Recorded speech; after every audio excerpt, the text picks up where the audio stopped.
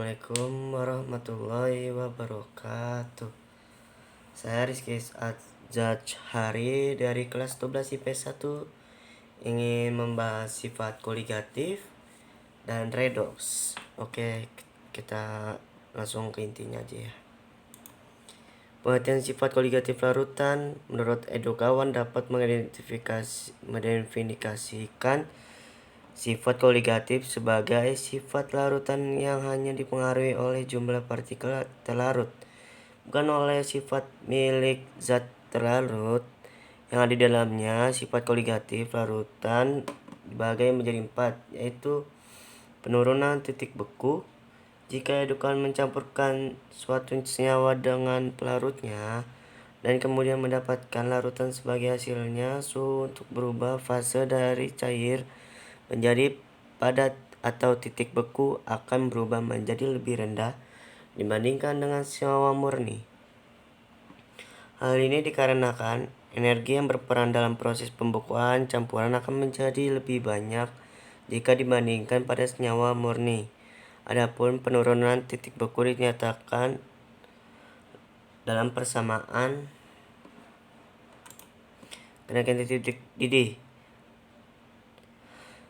Dengan penambahan zat larut, energi yang dibutuhkan oleh sebuah larutan untuk berubah fase dari air menjadi gas lebih besar dibandingkan dengan senyawa pelarut murni, yang menyebabkan titik didih akan mengalami kenaikan.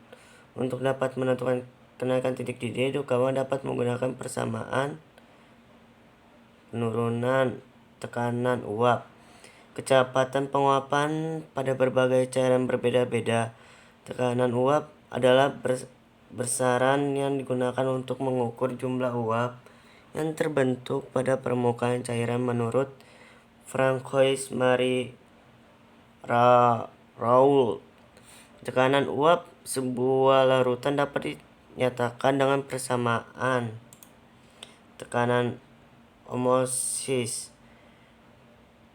Tekanan hidrostatis yang dapat diimbangi gerakan dari molekul pelarut yang melewati dinding semi-permeabel disebut dengan tekanan osmosis dinyatakan dengan persamaan. Konsep dasar sifat koligatif.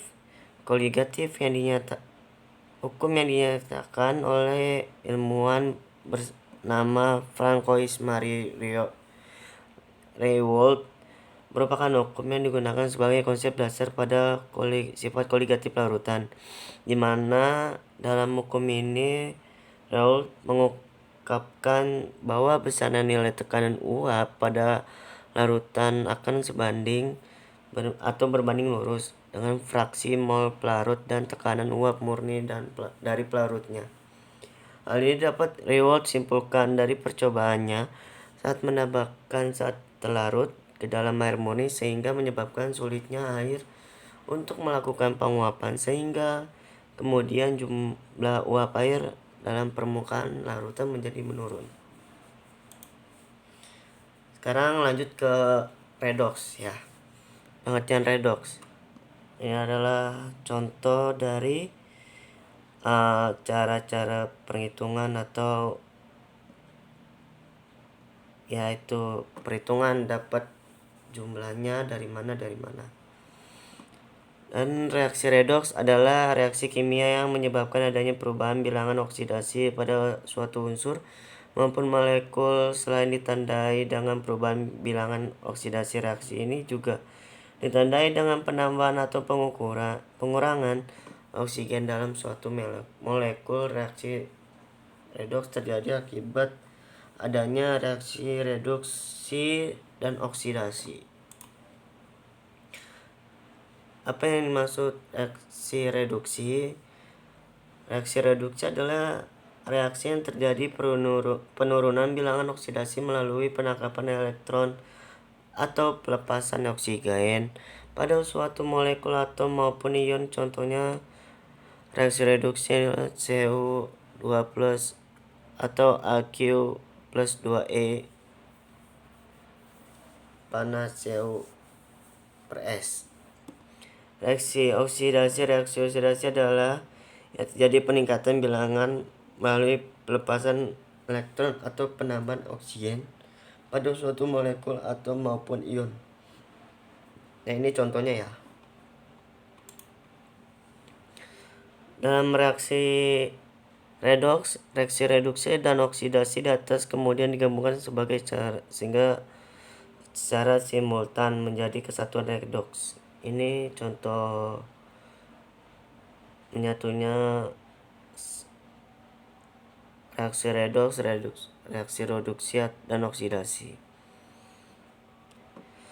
Selain contoh reaksi redoks di atas, contoh-contoh reaksi redoks yang lain adalah sebagai berikut. Inilah contohnya. Sekarang lanjut ke reaksi non-redoks. Reaksi non-redoks merupakan reaksi yang tidak melibatkan reaksi oksidasi dan reduksi. Tidak terjadi penambahan maupun pengurangan bilangan oksidasi dalam sistem. Contohnya ini ya. Reaksi autoredoks. Dalam reaksi redoks dikenal reaksi autoredoks atau bisa disebut pula reaksi disproporsionasi, yaitu merupakan reaksi di mana suatu zat dapat mengalami reaksi reduksi dan oksidasi. Contoh reaksi autoredoks. Ini contohnya. Pada reaksi di atas, C12 mengalami reduksi menjadi KCI, di mana penurunan bilangan oksidasi Ci per 0 menjadi Ci per -1. Selain mengalami reduksi, Ci2 juga mengalami reaksi oksidasi, yaitu penambahan bilangan biloks C12. Saya kurang tahu ya ini Ci atau 12. Oke, sepertinya Ci2. Beroksidasi dari bilangan oksidasi Ci per 0 menjadi Ci per +1. Sekian dari saya, mohon maaf kalau ada kekurangan atau kata-kata kesalahan. Wassalamualaikum warahmatullahi wabarakatuh.